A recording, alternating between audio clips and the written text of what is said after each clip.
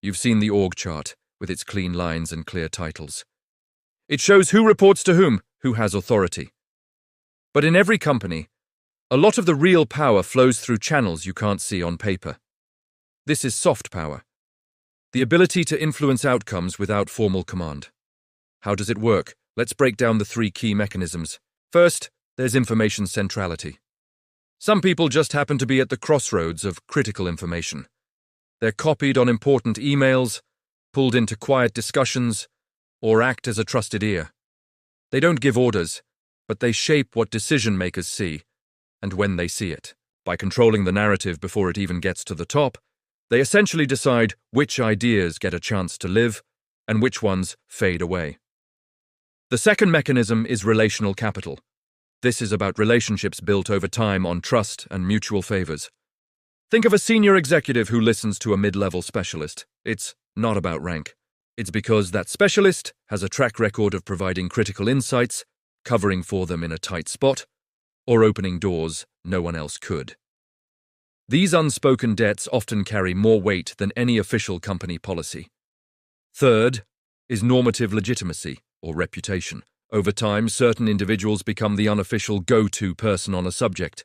Their opinion matters because they're seen as credible, experienced, and consistently right.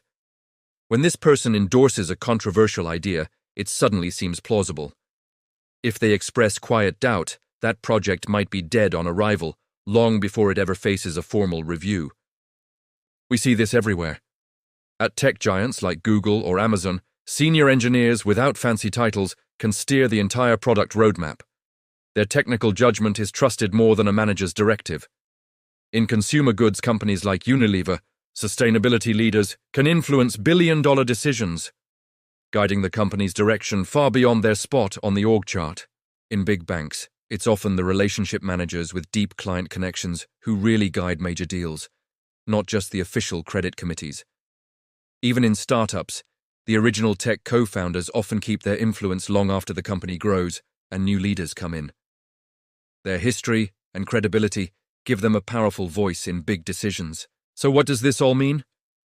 Soft power can be a good thing, helping an organization stay flexible when formal rules are too slow. But it also creates blind spots.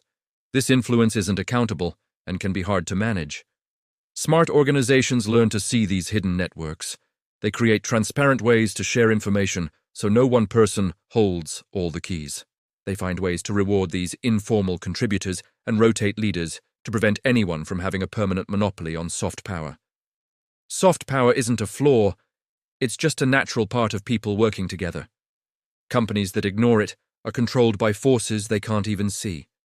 But those that understand and balance it get a much clearer picture of how things really get done. Have you seen this in your own workplace? Share your experiences in the comments, and for more analysis on how organizations really work, subscribe and hit the notification bell. Thanks for watching.